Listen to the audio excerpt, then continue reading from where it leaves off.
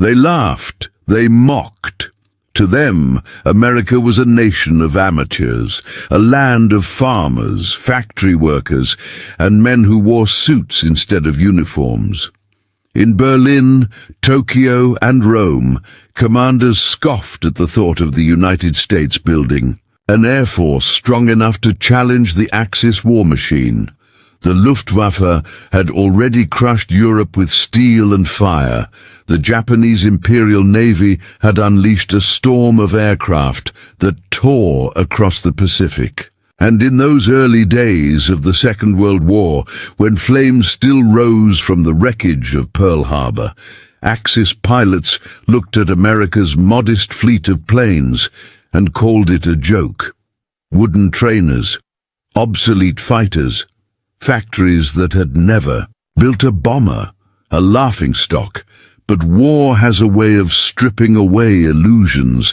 Factories that once built cars began rolling out wings, fuselages and engines in endless waves. Women who had never stepped foot on a factory floor now riveted steel with steady hands. The roar of assembly lines grew louder than the laughter of the enemy.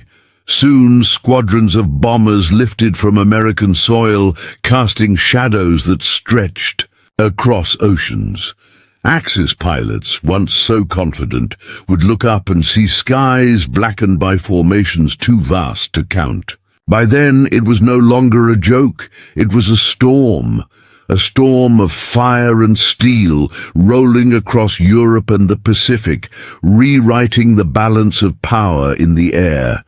This is the story of how the world's greatest skeptics, the pilots who mocked America's factories, were forced to face a new reality when the sky itself turned red. The laughter of the Axis pilots in those early days was not without reason. In 1941, when Japanese Zeros clawed the Hawaiian sky and German Messerschmitts roared above occupied Europe, America's Air Force seemed little more than an afterthought. The Army Air Corps, still small compared to its European counterparts, possessed fewer than 5,000 combat aircraft, many of them already outdated by the time the first bombs fell on London. In the eyes of the Luftwaffe's aces, men who had cut their teeth in the Spanish Civil War and refined their tactics against the RAF, America's aircraft factories were irrelevant. These were plants designed to build cars, refrigerators and farm equipment, not war machines. Their workers were everyday citizens, many of them women, teenagers and older men, filling roles left behind by soldiers. What could such hands craft that could rival the steel-forged juggernauts of Germany or the precision machines of Japan? The truth was harsher still. In the early months of war, American squadrons flew planes like the P-40 Warhawk. Tough. Yes, but slow compared to the German Bf-109. Their bombers, like the B-18 Bolo, were relics of another decade, too weak to carry a heavy payload across oceans. Axis pilots dismissed them as toys, and when they looked across the Atlantic or Pacific, they saw a people untested by the ruthless modern air campaigns that had scorched Warsaw, Rotterdam, and Chongqing. To them, America's industrial base was soft, its people unready, its spirit lacking the ferocity demanded by war. In the taverns of Berlin and the officers' clubs of Tokyo, pilots toasted to what they believed would be an easy victory. Let them try to build, some sneered. By the time they learn, it will be too late. Yet beneath the surface, a quiet storm was gathering. President Roosevelt's arsenal of democracy speech had lit a fire in the hearts of industrialists and laborers alike. What the Axis powers underestimated was not America's machinery, but its willpower. Henry Ford, William Knudsen, and other titans of industry began transforming the nation's factories into engines of war. Where once automobile assembly lines hummed with the rhythm of peacetime prosperity, new blueprints flooded the drafting tables. Engineers sketched wings instead of doors, bomb racks instead of dashboards. The conversion was not smooth, mistakes were made, and production delays mounted. But with every setback, American determination grew sharper, more focused.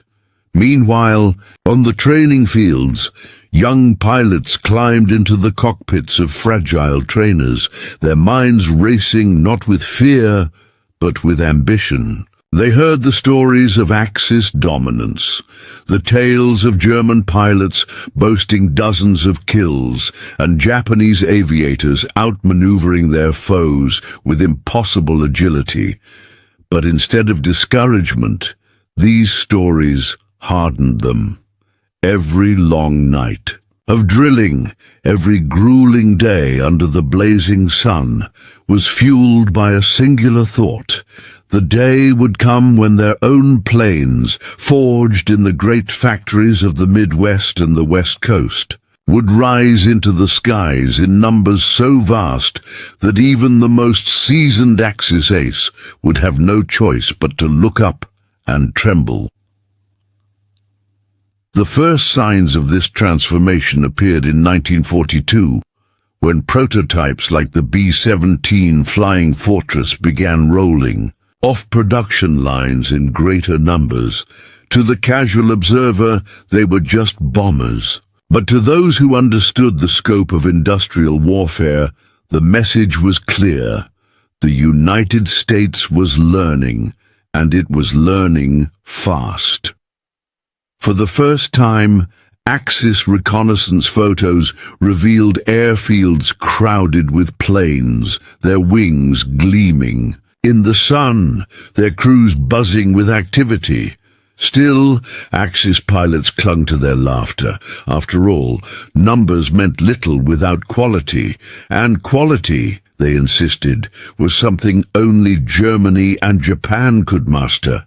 But that assumption was a fatal miscalculation. For when those aircraft lifted into the sky, they carried with them more than steel and fuel. They carried the combined will of a nation that had been underestimated, mocked, and dismissed. And in the crucible of war, under the weight of every doubt cast upon them, Americans were about to unleash a spectacle of production and courage that would change the world forever. By the middle of 1942, the laughter began to fade, though the Axis still clung to their belief that America could not catch up.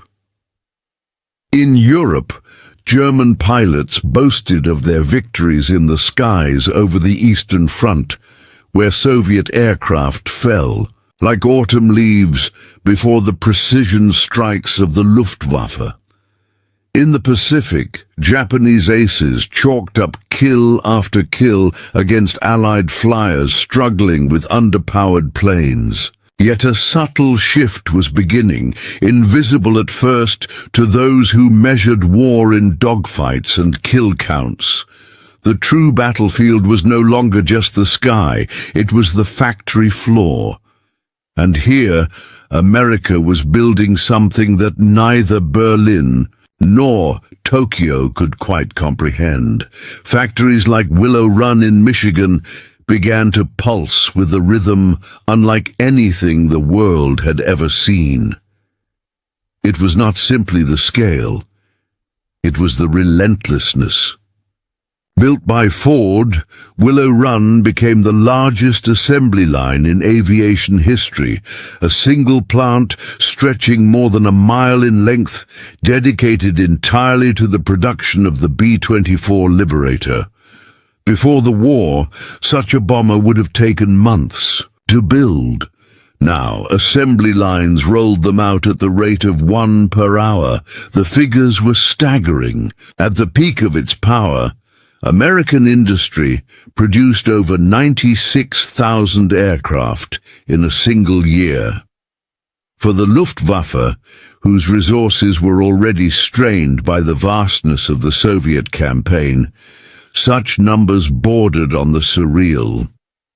For the Japanese, who relied on limited island resources and artisanal-style craftsmanship, it was unthinkable.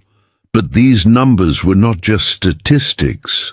Each bomber carried with it 10 men who had trained under grueling conditions, who had learned not only how to fly, but how to trust one another with their lives. For every gunner stationed at the waist, there was a riveter in Detroit who had skipped meals to keep up with the production schedule. For every navigator plotting a course over enemy territory, there was a factory worker in Seattle who had worked double shifts despite aching hands and weary eyes. These planes were not cold machines. They were extensions of millions of sacrifices, the embodiment of a nation's collective strength. Axis intelligence reports began to paint a new and troubling picture. Aerial photographs revealed vast airfields, filling with row upon row of heavy bombers, each one gleaming like a silver dagger in the sunlight. Reconnaissance pilots whispered of production yards so immense that they seemed like cities unto themselves. The sheer sight of it began to gnaw at the certainty of Axis command. For every plane they shot down, it seemed, 2 more appeared on the horizon, and with each passing month, the quality of American aircraft improved. The P-38 Lightning, with its distinctive twin booms, emerged as a formidable long-range fighter.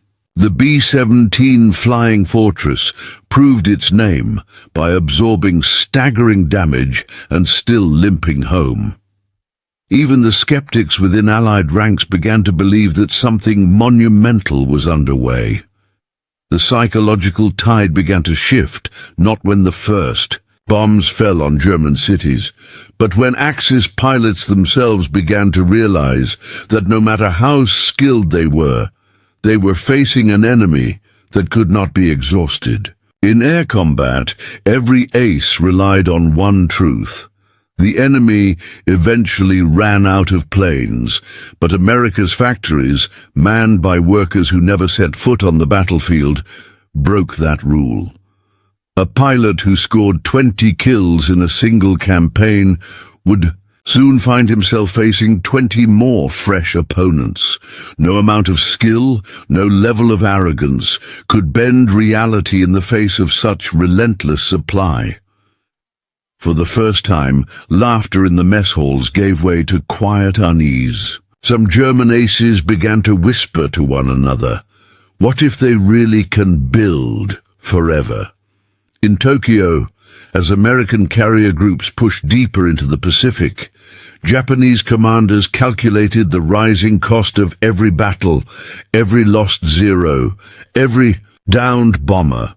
America, once mocked as a nation of amateurs, was proving that war could be fought not just with courage, but with industry as the ultimate weapon. And still, the great storm was only gathering. By 1943, the storm that had been brewing over American soil finally broke across the skies of Europe.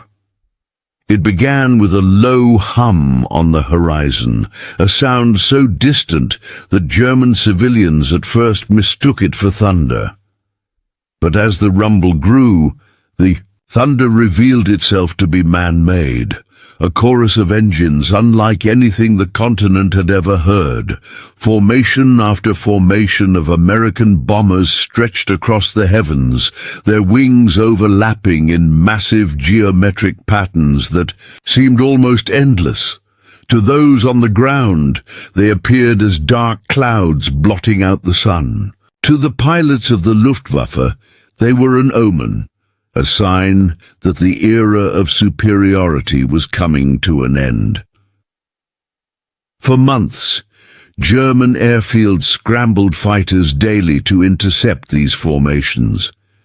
At first, the odds still seemed favorable. The bombers, though heavily armed, could not maneuver like fighters, and their long flights over occupied territory made them vulnerable. Luftwaffe pilots, many of them seasoned veterans with dozens of kills, dove into the streams of bombers, tearing through their ranks with brutal efficiency. In the early raids on places like Regensburg and Schweinfurt, the losses were catastrophic. American crews spoke of entire squadrons being wiped out, of blazing planes spiraling downward, their crews never to return.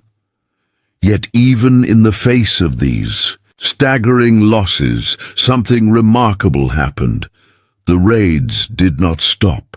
The very next week and the week after and the week after that, new formations appeared in the sky. Where one wave had been decimated, another soon followed. It was here that the true weight of America's factories revealed itself. Every destroyed bomber was replaced, every lost crew filled by another group of young men, trained and ready to fly.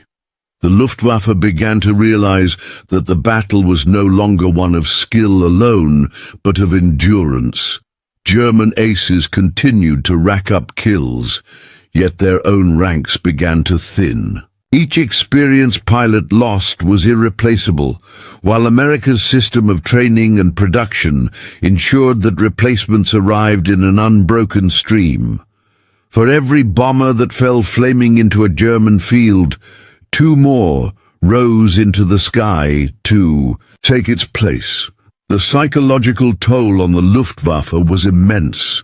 Pilots who had once mocked America's efforts began to feel the strain of endless combat. Some returned from missions visibly shaken, describing skies so thick with bombers that they seemed uncountable. Others confessed that even successful sorties brought no relief. For the very next day, the formations would return, larger and stronger than before. It was like trying to fight a tide with bare hands. The laughter that had once filled their mess halls was replaced by silence, the clinking of glasses drowned by the memory of roaring engines. And yet, the price paid by American crews was staggering. Letters sent home told of the terror of flying into a wall of flak, of watching friends vanish in fireballs, of calculating survival odds that seemed impossible. The factories back home could replace steel and aluminum, but they could not mend broken hearts. Every loss rippled across towns, and families who had given their sons, brothers and fathers to the war effort. And still, America pressed forward, not because it was easy, but because retreat was unthinkable. By late 1943, the tide had clearly shifted.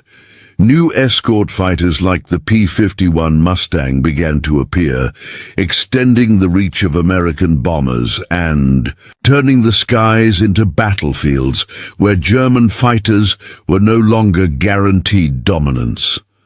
What had begun as a gamble, a nation mocked for its supposed inexperience, had evolved into a relentless campaign that eroded the very foundation of Axis air superiority. The joke had ended. Now only the storm remained. By early 1944, the transformation was undeniable. What had begun as a hesitant, desperate effort to match Axis air power had become an overwhelming flood of steel and fire. American bombers now filled the skies with such regularity that German civilians began to mark their calendars not by seasons, but by raids. Morning light often brought the low drone of engines, followed by the whistle of bombs that shattered cities, factories and rail yards. For the Luftwaffe, once so confident, the struggle had become a nightmare of attrition. Their veteran pilots, the irreplaceable men who had once laughed at the notion of American aircraft factories, were dying faster than they could be replaced. And the young recruits sent to fill their place lacked both the training and the experience. To survive more than a handful of missions, the turning point came with what the Allies called Big Week in February 1944. Across 7 days, wave after wave of American bombers struck deep into Germany, targeting aircraft factories, ball-bearing plants, and oil refineries with merciless precision. The Luftwaffe scrambled everything it had, hurling squadrons of fighters against the incoming tide.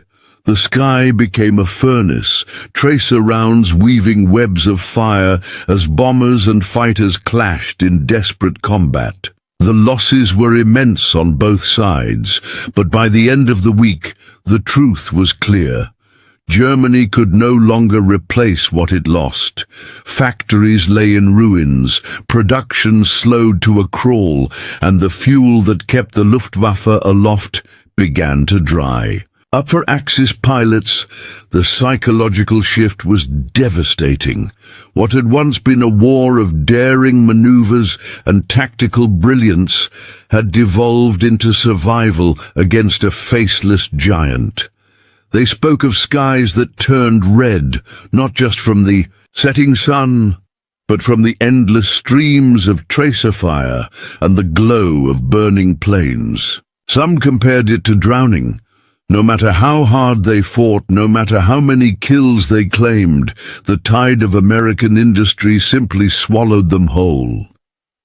The arrogance that had once defined the Luftwaffe's elite was gone, replaced by grim determination and, in many cases, resignation. Meanwhile, on the American home front, the factories only grew louder. Women known as Rosie the Riveters became icons of resilience, their bandanas and steady hands symbols of a nation united in purpose. Entire communities revolved around the rhythm of the war effort. Children collected scrap metal, housewives rationed food, and men too old or unfit for the front lines poured their energy into production. The sense of collective sacrifice gave each bomber, each fighter, a weight beyond its physical form. To every German who looked up and saw formations blocking out the sun, there were thousands of Americans on the ground who had made that sight possible. The scale of this effort left even America's allies in awe. British commanders, hardened by years of struggle, admitted that the sheer volume of American aircraft was beyond anything they had imagined. Soviet officers, watching the Western Allies finally hammer at the heart of Germany, noted that this relentless pressure mirrored their own grinding campaigns on the Eastern Front. For the Axis, it meant that the war was closing in from all sides, and the sky, once their playground, was no longer theirs to command. By the summer of 1944, the Luftwaffe was a shadow of its former self. The American juggernaut, born from the laughter of skeptics and the sweat of factory workers, had turned the air war into a one-sided struggle. German pilots who once mocked the soft Americans now flew with fear in their hearts, knowing that every mission might be their last. And over the beaches of Normandy, when the Allies launched their great invasion, the skies told the story with brutal clarity. American and British planes roared overhead in unchallenged dominance, while the Luftwaffe, once supreme, was nowhere to be seen. As 1944 rolled into its latter half, the skies over Europe told a story written in smoke and fire. The Luftwaffe, once the most feared air arm in the world, was bleeding out in full view of the very men it had once mocked. Germany's factories, crippled by relentless bombing campaigns, could no longer produce aircraft in meaningful numbers. The few that rolled out onto the tarmac were often rushed into combat half-finished, their pilots fresh-faced teenagers given mere weeks of training before being flung into the furnace. These boys, some barely out of school, climbed into cockpits with trembling hands, tasked with defending a Reich that was collapsing around them. They faced American bomber streams so vast they seemed to stretch from horizon to horizon, guarded now by swarms of P-51 Mustangs, whose range and speed rendered interception nearly impossible. The irony was cruel.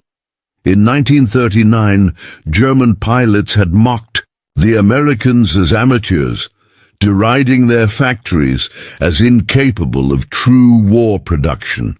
By 1944, those same pilots were dead or grounded, and their replacements were thrown against a machine so immense it seemed less like an air force and more like an inevitability.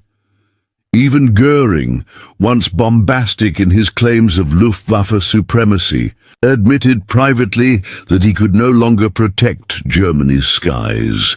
The Reich, he confessed, was at the mercy of America's industrial ocean. Every raid drove this truth deeper.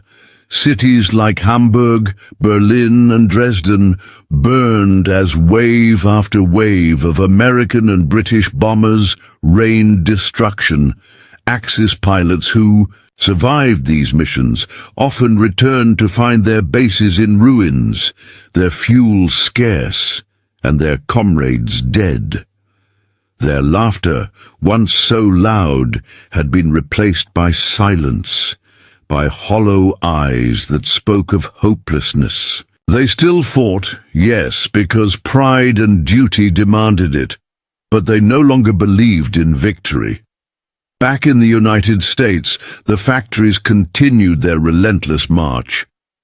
Willow Run alone had produced over 8,600 B-24 Liberators by war's end. Boeing's Seattle plant rolled out B-17 after B-17, their noses painted with names that carried the spirit of the crews inside: Memphis Belle, 909, Hell's Angels. Each one was not merely an aircraft, but a message that America had risen from ridicule into dominance, and these machines were not confined to Europe. Across the Pacific, they darkened the skies above Japanese cities, reducing once proud metropolises to rubble as the American industrial tide rolled eastward. For Axis pilots, the realization that America had turned mockery into supremacy was bitter. Veterans who had once toasted to an easy victory now sat in prison camps, staring at the very aircraft they had once dismissed. Those still in the fight found themselves grounded not by lack of courage, but by the absence of fuel and planes. The Reich's vaunted war machine, once thought invincible, was crumbling under the weight of an opponent it had underestimated. The arrogance of 1941 had birthed the despair of 1944. By now, the sky itself had become America's canvas. It was not merely about winning battles. It was about domination so complete that the Luftwaffe, the pride of Hitler's empire, was erased from the heavens. And in that erasure lay a truth that transcended the war. The laughter of arrogance had been silenced by the roar of unity, sacrifice, and industrial might. By 1945, the once mighty Luftwaffe was not merely weakened, it was shattered. The men who had laughed at America's factories in 1941 would not have recognized the skies now. Where once German fighters had carved graceful arcs of dominance, only silence remained. Their airfields were graveyards of twisted metal, Their skies patrolled relentlessly by American and British bombers, with sleek Mustangs circling above like hawks over prey. The Reich, which had once promised its people that the Luftwaffe would shield them from all harm, could no longer protect its cities, its factories, or even its leaders. The war in the air had become one-sided, and America's factories, mocked, ridiculed, underestimated, had proven decisive. The scale of American dominance was staggering. In 1944 alone, U.S. factories produced more than 96,000 aircraft, a figure that dwarfed German output several times over. By comparison, the Luftwaffe managed barely 40,000. Many of them rushed into battle with inexperienced pilots at the controls. Every statistic told the same story. America's factories of laughter had become factories of inevitability, and the result was not just a military victory, but a psychological collapse. German civilians, once accustomed to air raid sirens, followed by token interceptions, now endured bombardments unopposed.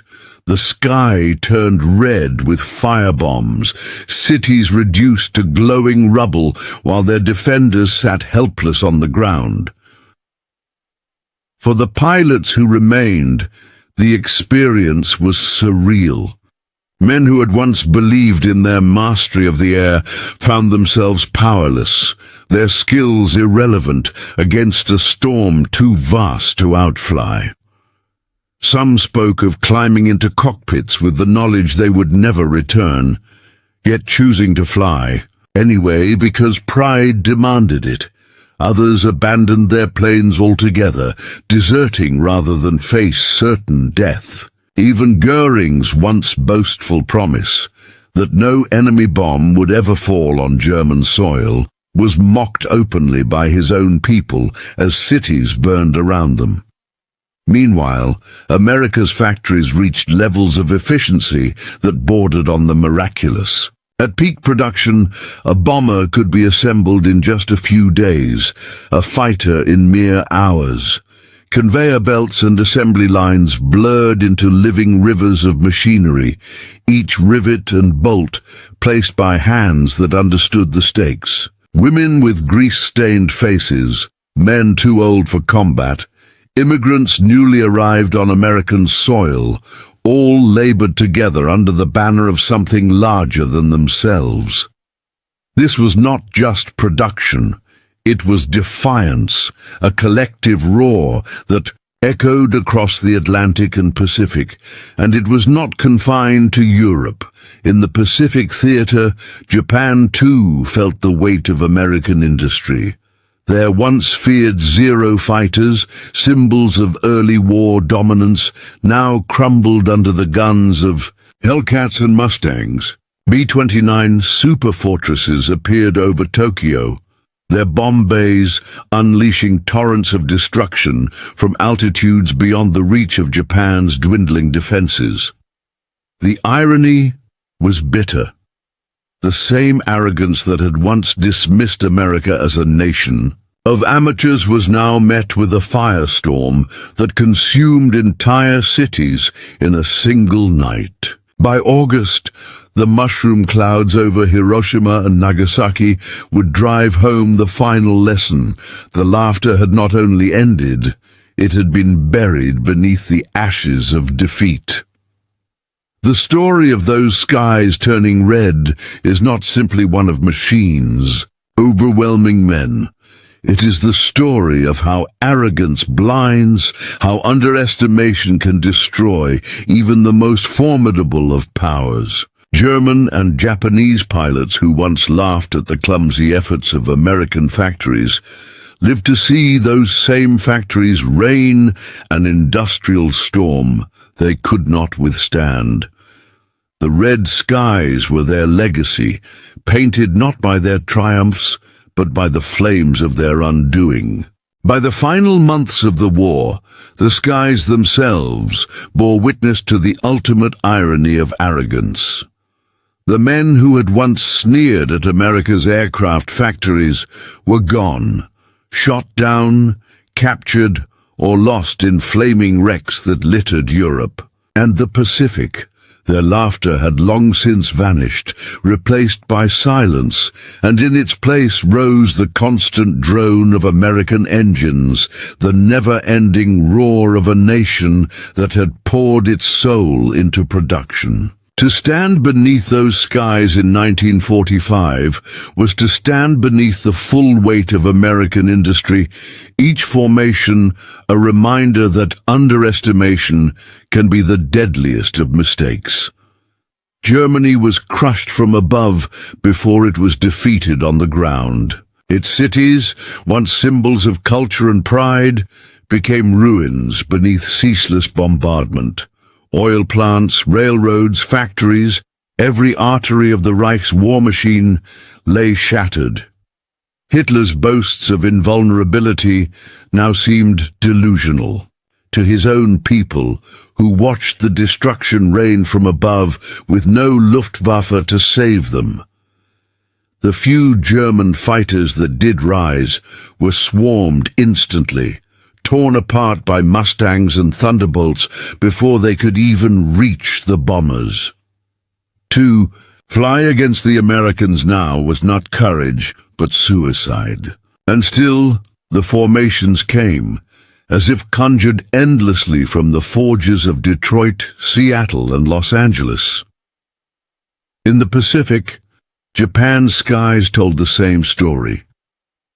By 1945, the Empire's pilots were boys sent on one-way missions, strapped into kamikaze planes, because there were no longer enough trained aviators to fight conventionally. The same industrial tide that had drowned the Luftwaffe now overwhelmed Japan's islands, each bombing raid reducing its cities to embers. American B-29s unleashed firebombs that turned Tokyo into a sea of flames, a hell so vast that survivors described the night sky itself glowing red. To the Axis pilots who still lived, this was the final humiliation. The skies they once owned now belonged wholly to the nation they had ridiculed. And back in the United States, the factories never rested. Even in the war's last months, they churned out aircraft at a pace unmatched in history. Planes rolled off assembly lines faster than they could be ferried overseas. Hangars brimmed with bombers and fighters waiting for their crews. It was an achievement so immense that even America's allies looked on in awe, understanding that this was not merely victory in war, but a glimpse of a new world order. For if one nation could build such power from ridicule, what else might it achieve? The red skies of 1945 were not simply the product of bombs and bullets. They were the product of unity. Every rivet placed, every bolt tightened, every hour spent on an assembly line was part of the storm. The laughter of Axis pilots had been silenced by the determination of ordinary people. Farmers' sons, factory women, immigrants, machinists, engineers, who together created a force so vast it could not be stopped. In the end, America's victory was not just in the skies, but in the hearts of those who refused to accept defeat, who turned mockery into motivation, and who proved that resolve, when multiplied by millions, can become unstoppable. For the men who had laughed, there was no redemption. Their arrogance lay buried in the ruins of cities, in the wrecks of planes that once ruled the skies. The lesson was carved into history: never underestimate the quiet determination of a nation united by necessity. And as peace finally returned, the memory of those skies remained, a warning, a lesson, and a testament to what can be achieved when belief and industry move as one.